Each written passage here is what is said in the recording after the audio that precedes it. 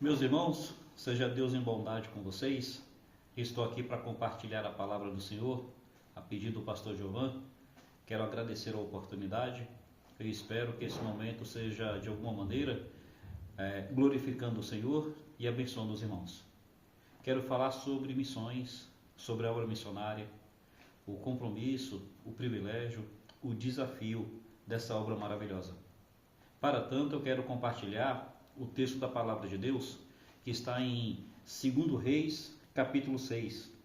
Lerei o texto, mas pedirei para, por favor, manter a Bíblia aberta, pois discorreremos dele em alguns versículos que nos esclarecerão ainda mais do seu contexto. 2 Reis, no capítulo 6, a partir do verso 25, diz assim: Houve grande fome em Samaria, porque eis que a cercaram, até que se vendeu uma cabeça de jumento por 80 peças de prata, e a quarta parte de um cabo de esterco de pombas por 5 peças de prata. Sucedeu que, passando o rei pelo muro, uma mulher lhe bradou, dizendo: Acode, meu rei, meu senhor. Ele lhe disse: Se o senhor te não acode, de onde te acudirei eu? Da eira ou do lagar?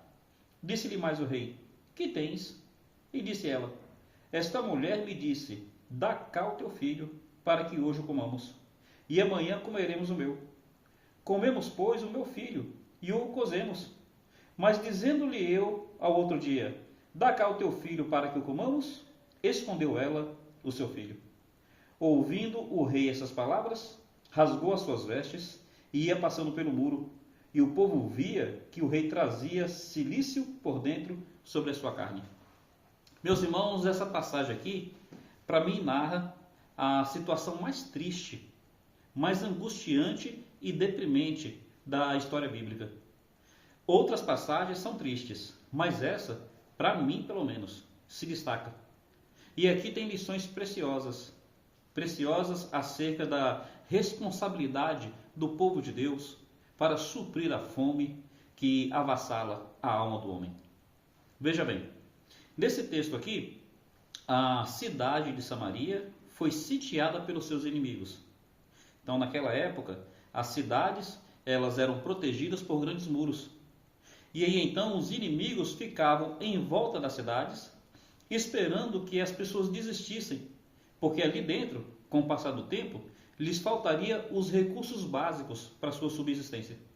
Então, os inimigos tentavam vencer pela canseira. O que acontece? Do lado de dentro, as pessoas foram perdendo os seus recursos naturais, foram perdendo os seus meios de subsistência, e chegou o ponto da carestia pela falta de recursos. Aqui está dizendo que uma cabeça de jumento era vendida por 80 ciclos de prata. Meus irmãos, meus amigos, sabemos que o jumento não é um animal que é apreciado pela sua carne. E sabemos que dos animais, geralmente a gente não se alimenta da sua cabeça. Mas no caso ali, a carestia, a falta de alimento era tão grande que até o jumento, que não é um animal propício para alimento, estava sendo comido.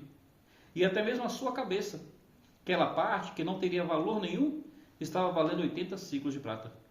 Percebe a faltura dos recursos? O texto diz que até mesmo o esterco da pomba estava sendo vendido e por preço caro. A ideia do esterco da pomba era um meio de combustível. Então pegava o esterco seco e usava para acender fogueira. O que acontece? Nessa situação, duas mulheres, passando muita fome, fizeram um acordo. A fome era tão grande que elas consideraram e concordaram em comer os próprios filhos. A primeira propôs e então mataram o filho da segunda. Comeram aquele menino. Quando chegou o momento de matar o dela, ela escondeu o seu. E aí onde essa segunda mulher procura o rei, para que o rei julgue a causa. Meus irmãos, olha que situação angustiante. Aqui está mostrando a mazela, a miséria que o ser humano pode passar. Agora, mais do que isso, mostra a mazela e a miséria que existe no coração do homem. Você percebeu que a tristeza dessa mulher não foi a de ter comido o filho dela? A tristeza dela é de não comer o filho da outra. Não é deprimente? Não é angustiante? Ela não estava triste por ter perdido seu filho. Ela estava triste porque agora não podia se aproveitar do filho da outra mulher. Qual das duas mostra mais miséria? Aquela que se aproveitou do filho da outra, mas protegeu o seu? Ou a outra que, além de matar o seu filho, quer matar o filho da segunda? Seja como for, essa passagem mostra não só a miséria e a mazela que elas estavam passando, mas a mazela e a miséria que existe no coração do homem. Meus irmãos, meus amigos, ainda que nós não venhamos a uma situação dessa, mas é assim que se encontra o coração do homem, em mazela e em miséria por causa do pecado. Assim como aquela cidade foi sitiada pelos seus inimigos, a nossa alma é sitiada pelo inimigo de Deus. Assim como eles ali estavam mostrando o que havia de pior no seu coração, nós, pela nossa existência, nós, pela nossa caminhada, pelos nossos pensamentos, pelas nossas intenções, pelas nossas ações, nós mostramos aquilo que existe no nosso coração. E como nós mostramos muitas vezes o quanto que o nosso coração é mau. Não é assim? Mas observe, porque essa passagem, além de mostrar a mazela e a miséria do coração do homem, essa passagem também mostra a impotência do homem em resolver essa mazela e essa miséria. O texto que nós lemos terminou naquele versículo, onde o rei, vendo essa situação deprimente e angustiante, ele rasga suas vestes e ele então se cobre com pó. O que ele estava mostrando? Ele estava mostrando que ainda que ele fosse o rei, ainda que ele fosse uma pessoa de poder, e ainda que ele tivesse a responsabilidade de lidar com essas questões, ele não tinha condição nenhuma, ele não tinha recursos, ele não tinha capacidade de resolver o problema maior do ser humano. Meus irmãos, meus amigos, é assim que se encontra o homem. O homem se encontra em mazela, em miséria e numa profunda incapacidade de resolver o seu problema moral e, acima de tudo, espiritual. É por isso que a Bíblia nos fala da nossa necessidade de Cristo. Sem Jesus, o homem está em mazela, em miséria, em completa incapacidade. E a condição dele é ir de mal a pior, enganando e sendo enganado. Essa passagem começa nos mostrando isso. Mas glória a Deus, porque a Bíblia é um livro que não apenas mostra a doença. A Bíblia é um livro que apresenta a cura. A Bíblia não apenas mostra a mazela e a miséria do homem, mas a Bíblia também mostra a graça e a misericórdia de Deus que vem ao nosso encontro e ao nosso socorro. Haverá uma promessa nesse texto. Observe um pouco abaixo, no capítulo 7, é dito assim, versículo 1. Disse Eliseu: ouvi a palavra do Senhor. Assim diz o Senhor: amanhã, a esse tempo, haverá uma medida de farinha por um ciclo e 2 medidas de cevada por um ciclo. A porta de Samaria. Meus irmãos, o texto está dizendo que naquela mazela, naquela miséria, naquela incapacidade humana, vem uma palavra do Senhor. E essa palavra é palavra de restauração, é palavra de intervenção, é palavra de salvação. Na condição que o homem se encontra, existe de Deus uma palavra de esperança. Existe uma palavra que nos leva a entender que o Senhor intervém na história do homem. Eliseu está dizendo que amanhã, 24 horas, nesse mesmo horário, haveria fartura, haveria abundância de alimento. O que a Bíblia nos ensina? A condição do homem é de perdição eterna. A condição do homem é, infelizmente, de condenação e condenação para o inferno. Mas o Senhor tem uma palavra, e a palavra do Senhor é que em Jesus Cristo, no Evangelho de Cristo, tem perdão, tem salvação. No Evangelho de Cristo tem restauração para o homem caído. E o que o texto aqui vai nos levar a entender agora? Como é que nós lidamos diante da promessa de salvação dada por Deus? O que esse texto vai desenvolver agora é essa situação. Então veja, aqui está uma apresentação do ensino básico das Escrituras. Primeiro, a condição do homem. Agora, a promessa de Deus ante a condição do homem. Como é que será então a reação das pessoas diante dessa promessa? Observe, por favor, o versículo 2 diz assim: porém, um senhor, em cuja mão o rei se encostava, respondeu ao homem de Deus e disse: ainda que o Senhor fizesse janelas no céu, poder-se-ia fazer isso? Ele disse: eis que você verá com os teus olhos, porém disso não comerás. Meus irmãos, aqui nós estamos vendo que diante da promessa de Deus, houve uma atitude de incredulidade. Houve uma atitude até mesmo de zombaria e de desprezo. Aquele capitão está dizendo a Eliseu: ainda que Deus fizesse uma janela nos céus, nem mesmo assim haveria comida para esse povo amanhã. Meus irmãos, meus amigos, infelizmente, nós precisamos entender que o nosso coração é numa mazela, numa miséria tal, que além de incapazes de resolver o nosso problema, nós ainda duvidamos daquele que resolve. Nós ainda nos negamos em confiar naquele que prometeu. Nós resistimos ao convite que Jesus Cristo nos faz para a fartura e a abundância que há no seu nome. Pense nisso. Diante da mazela, da miséria, diante da fome, da escassez, Jesus tem uma palavra de abundância.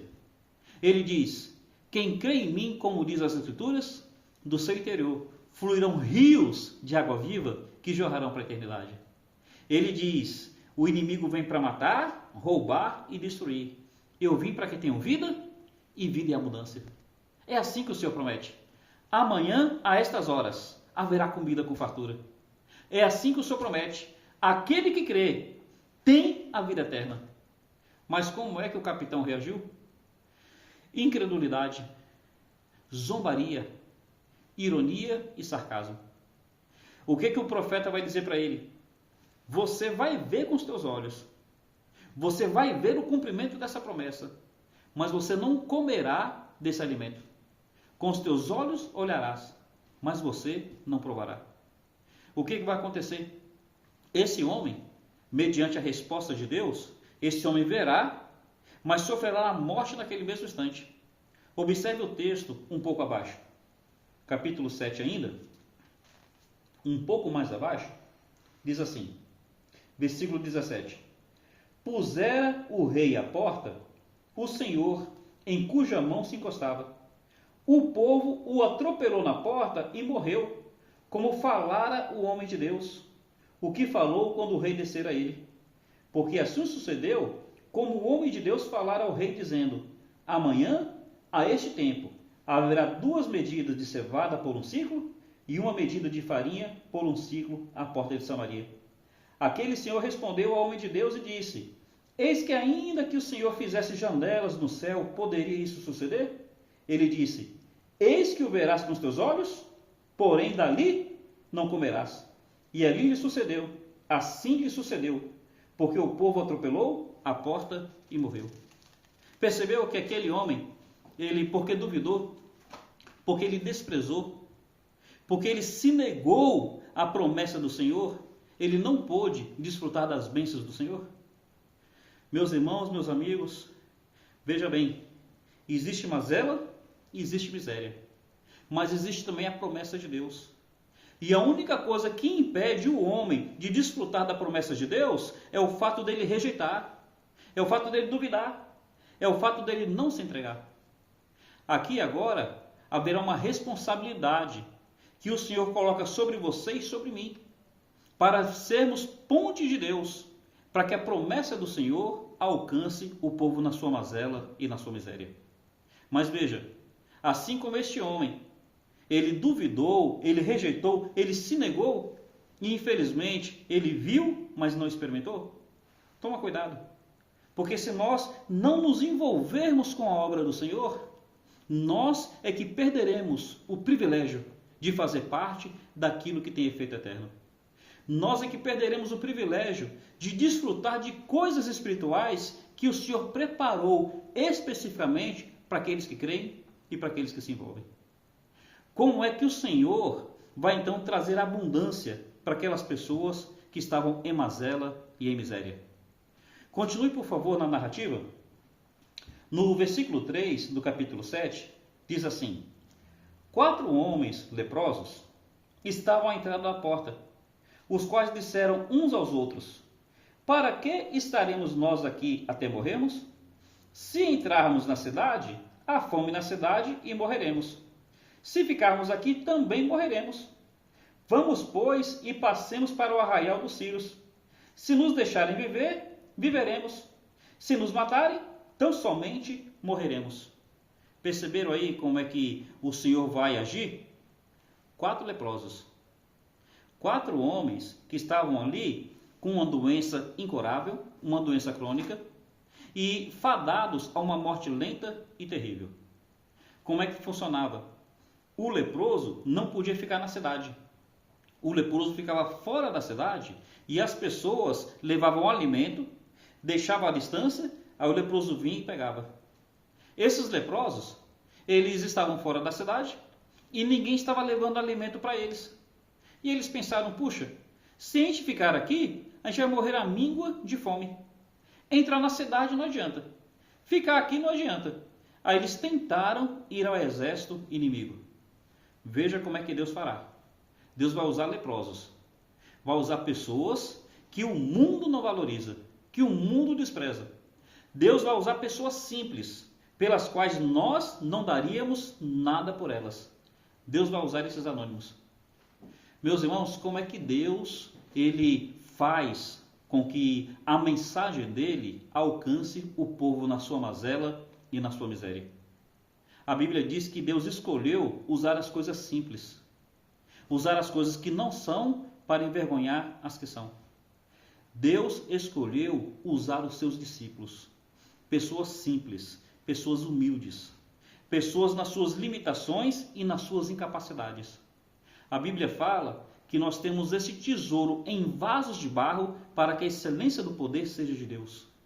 Meu irmão, às vezes a gente fica imaginando que se nós tivéssemos mais recursos, se nós tivéssemos mais capacidade, se nós tivéssemos mais dons e mais talentos, aí sim a gente faria alguma coisa para Deus. Não, meu irmão, não. Deus não usou o capitão. Deus não usou o rei naquele muro. Deus usou aqueles 4 leprosos fora da cidade. Meu irmão, Deus vai te usar não no seu potencial. Deus vai te usar é na sua limitação. Tão somente nós precisamos nos colocar nas mãos do Senhor. Assim como Moisés falou que não tinha nada, apenas uma vara, e foi com aquela vara que Deus levou Moisés a fazer maravilhas no Egito, na sua limitação e na sua incapacidade. Se disponha nas mãos do Senhor, porque é aí que Deus vai manifestar o seu poder. Continue observando a narrativa. Diz então no versículo 5: levantaram-se ao crepúsculo, para irem ao arraial dos Círios. Chegando à entrada do arraial dos Círios, eis que não havia ali ninguém, porque o Senhor fizera ouvir no arraial dos Círios ruído de carros, de cavalos, de um grande exército, de maneira que os sírios disseram uns aos outros: o rei de Israel alugou contra nós os reis dos heteus e os reis dos egípcios para virem contra nós. Por isso, se levantaram e fugiram no crepúsculo. Deixaram as suas tendas, seus cavalos, seus jumentos e o arraial como estava. Fugiram para salvar a sua vida. Chegando, pois, esses leprosos à entrada do arraial, entraram numa tenda, comeram, beberam, tomaram dali prata, ouro, roupas. Foram e esconderam. Então voltaram, entraram noutra tenda, dali também tomaram alguma coisa, foram e esconderam. Então disseram uns para os outros: não fazemos bem. Esse dia é dia de boas novas e nós nos calamos. Se esperarmos até a luz da manhã, algum mal nos sobrevirá. Por isso agora, vamos e anunciaremos a casa do rei. O que o texto está dizendo? Esses leprosos, quando eles foram ao acampamento inimigo, eles descobriram uma coisa que Deus tinha feito, mas que as pessoas ainda não sabiam. Eles descobriram que os inimigos já tinham sido desbaratados, que os inimigos não mais estavam ali. E além dos inimigos não estarem ali, os inimigos deixaram todos os seus recursos. Deixaram ouro, prata, roupas, alimento em abundância. E o que eles então fazem? Eles estavam com fome, se saciaram, se fartaram, comeram, beberam. Eles guardaram o ouro para si. Pegaram na primeira tenda e esconderam. Foram na segunda. Prata, ouro, roupas, pegaram de novo. Mas então no versículo 9, lhes caiu a ficha. No versículo 9, lhes veio um insight. Lhes veio uma percepção que foi do coração de Deus. E que essa percepção do coração de Deus entre no seu coração. Eles falam uns para os outros: não fazemos bem. Hoje é dia de boas novas e nós nos calamos. Se nós continuarmos calados até amanhã, seremos tidos por culpados. Vamos e anunciemos na casa do rei. Meus irmãos, aqui está a ênfase da obra missionária. Está a ênfase do despertamento. Esses homens, eles sabiam uma notícia maravilhosa que o povo da cidade não sabia. Eles sabiam que o povo não tinha mais razão de ficar em mazela e em miséria. Eles sabiam que o povo não tinha mais razão de ficar naquela fome, presos dentro daquela cidade. Eles sabiam que todos os inimigos já haviam sido desbaratados. Nós que realmente conhecemos o Evangelho, nós que realmente cremos em Jesus Cristo, nós sabemos que o inimigo do homem foi vencido, glória a Deus. Nós sabemos que o pecado foi perdoado, que o inimigo caiu por terra e que a morte foi derrotada. Nós sabemos que o homem não precisa mais ficar na sua miséria, na sua mazela. Nós sabemos que o homem não precisa mais ficar escravo do pecado. E o que infelizmente muitos de nós têm feito? Ao invés de anunciarmos as maravilhas, a gente fica com o evangelho apenas para nós. A gente se delicia, a gente se banqueteia, a gente tem cultos tremendos, a gente ouve louvores, a gente ouve pregações. Mas, meus irmãos, enquanto aqueles leprosos estavam comendo, bebendo, se fartando, amontoando tesouros, tinha pessoas perto deles, tinha pessoas em Samaria com uma fome tão grande, que eles estavam atrás de cabeças de jumento. Uma fome tão grande que havia mulheres matando crianças, mães matando os próprios filhos e querendo matar os filhos dos outros. Enquanto nós temos a certeza do céu, glória a Deus por isso. Enquanto nós temos o perdão dos pecados, glória a Deus. Enquanto nós já somos herdeiros da vida eterna, pessoas perto de nós estão caminhando a passos largos para o inferno. Meus irmãos, assim como aqueles leprosos, eles caíram em si e eles disseram: não fazemos bem, que nós caiamos em nós mesmos, que nós tenhamos essa percepção e entendamos: se não nos envolvermos com a obra missionária, nós não fazemos bem. É tempo de orar, é tempo de trabalhar, é tempo de investir, é tempo de fazer a obra missionária. Eles estão dizendo: hoje é dia de boas novas. Interessante. Essa é precisamente o significado de evangelho, boas novas. Assim como eles tinham as boas novas de que os sírios haviam fugido e havia pão com fartura, nós temos as boas novas de que Cristo morreu por nós, de que Cristo ressuscitou, de que os pecados foram perdoados, de que a morte foi vencida, de que o inimigo está derrotado.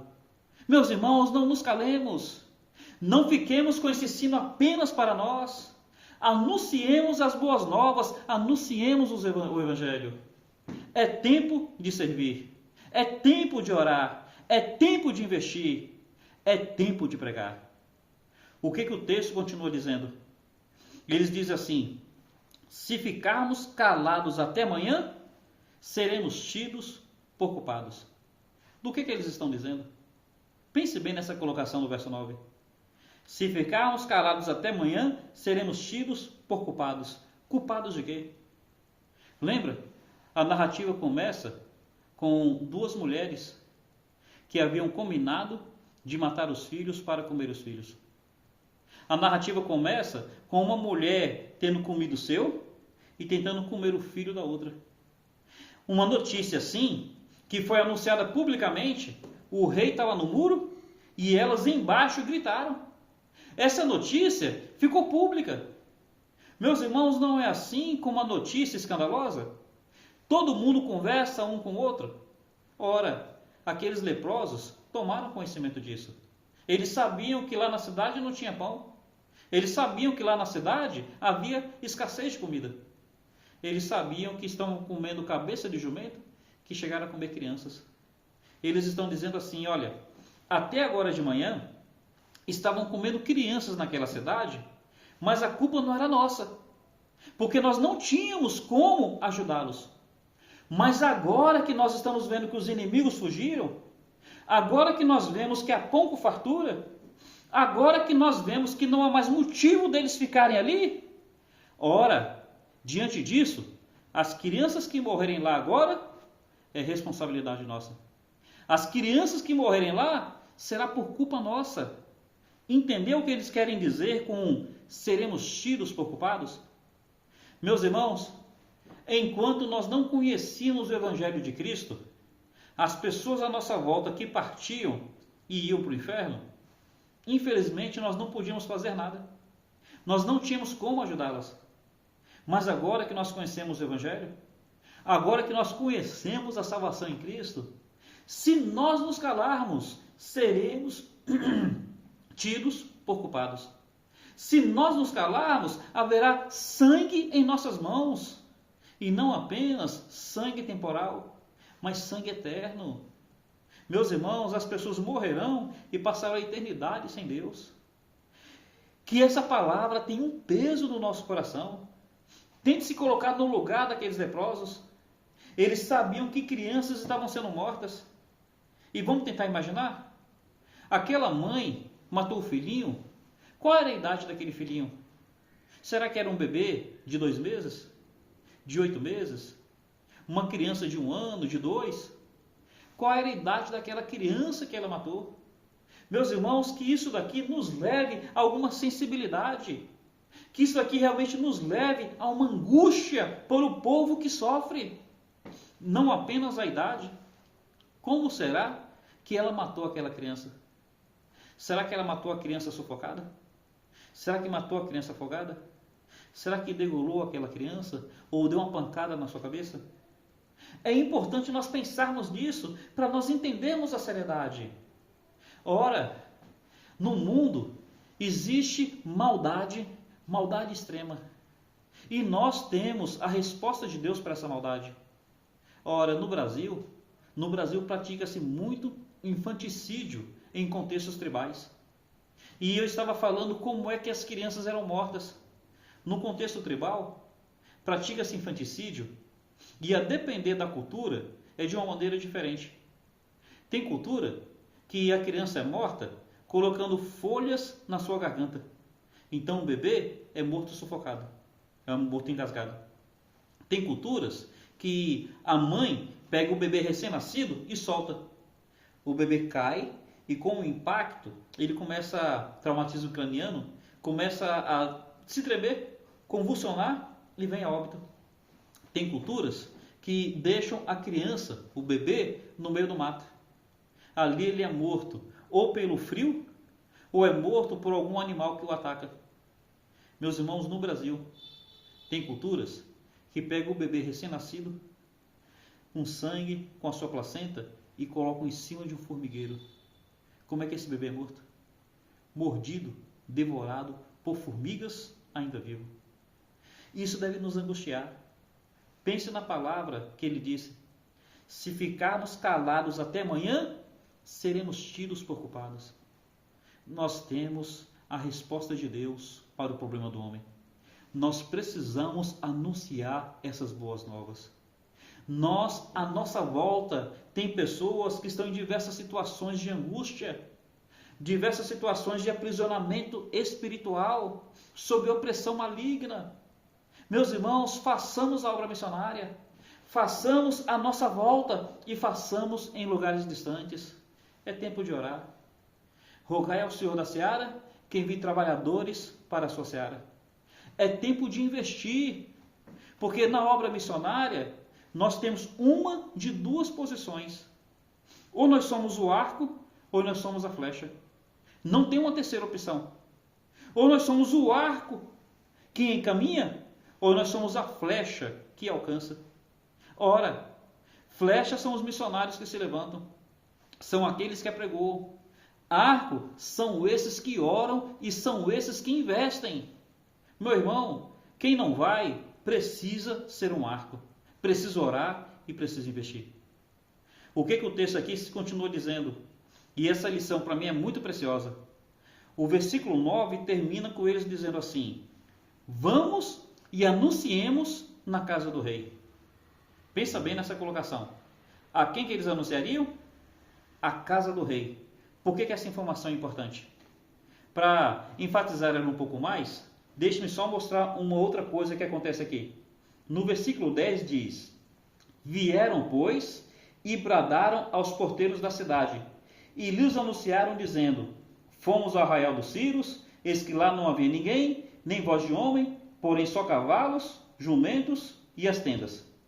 Chamaram os porteiros e anunciaram dentro da casa do rei. E o rei se levantou de noite. O que eu gostaria de enfatizar aqui? O rei é a pessoa mais importante daquela cidade. Esses leprosos são as pessoas mais sem valor. São as pessoas mais dispensáveis. Mas esses leprosos que ninguém daria atenção num contexto normal, esses leprosos que não tinham importância nenhuma, que estavam do lado de fora da cidade sem poder entrar, dependendo de um prato de comida que as pessoas dariam ou não conforme a boa vontade, esses leprosos agora tinham uma mensagem que o rei se levantaria de madrugada para ouvir. Perceberam? Esses leprosos tinham uma palavra que o rei precisava ouvir. Meus irmãos, nós, os crentes em Jesus Cristo, nós temos uma palavra que reis precisam ouvir. E ora, é uma palavra tão importante que quando o rei ouve, ele estremece. Nós precisamos ser ousados na nossa pregação. Esses leprosos chegaram lá e disseram: olha, falem com o rei que nós temos uma mensagem importante. Meu irmão, o evangelho deve ser pregado com um senso de responsabilidade, com um senso de urgência e com um senso de autoridade. Responsabilidade, porque o sangue que é derramado recai sobre nós. Urgência, porque não podemos ficar calados até amanhã. Autoridade, porque nós precisamos anunciar até mesmo a reis que o evangelho perdoou todos os seus pecados. Precisamos anunciar com autoridade que Cristo morreu, que Cristo ressuscitou, que Cristo intercede por nós e Ele voltará para nos buscar. Essa é a mensagem mais importante. Assim como lá em Samaria, a mensagem de que os sírios fugiram e agora havia abundância foi a mensagem mais impactante para eles. A mensagem do Evangelho é a mensagem mais impactante que pode vir aos ouvidos e ao coração do homem. Aqueles leprosos, eles entenderam que eles foram abençoados para que a bênção não ficasse apenas com eles. Eles entenderam que eles foram ao acampamento sírio e viram aquela fartura, para que a fartura não ficasse apenas com eles. Eles entenderam que eles agora que se saciaram, eles precisavam ser ponte para que outros se saciassem também. Meu irmão, o evangelho não chegou na sua vida para ficar apenas com você. A bênção de Deus não chegou na sua vida para ficar a bênção apenas com você. Nós não somos apenas o alvo, nós também precisamos ser o canal. Não apenas o alvo do evangelho, mas também o canal para que o evangelho chegue a outros. Essa narrativa começa de uma maneira angustiante, começa realmente de uma maneira triste. Mas o Senhor trouxe uma palavra, e o Senhor é fiel para cumprir a sua palavra. Nós aqui temos algumas responsabilidades. Nós vamos ser iguais àquele rei que ficou do alto do muro, rasgando as suas vestes, achando que não tinha nada que pudesse fazer a respeito? Meu irmão, realmente, o crente em Jesus Cristo é um derrotado diante dos problemas do homem? O rei se sentiu totalmente incapaz. Você, com o Evangelho de Jesus Cristo na sua vida, você acha que você não tem uma palavra de esperança, uma palavra de salvação para o homem na sua mazela e na sua miséria? Um outro posicionamento é daquele capitão que ficou duvidando, que até mesmo zombou, ainda que houvesse janelas nos céus. Meu irmão, você não crê no Evangelho? Você vai zombar do grande poder de Deus? Claro que não. Você é um servo de Jesus. A nós então fica a responsabilidade daqueles 4 leprosos. Graças a Deus, o Evangelho nos alcançou. Graças a Deus, nós podemos testemunhar que os inimigos foram desbaratados, pecados perdoados, morte vencida, inimigo que caiu por terra. Nós temos nos fartado do Evangelho e é para nos fartar, porque ele realmente sacia a alma do homem. Mas nós não podemos ficar com eles apenas para nós. Nós precisamos anunciar. Nós precisamos levar o Evangelho adiante. Nós precisamos chegar à casa do rei. Precisamos chegar aos porteiros. Precisamos chegar a essas mães ou enlutadas ou protegendo os seus filhos para que não venham a sofrer a morte.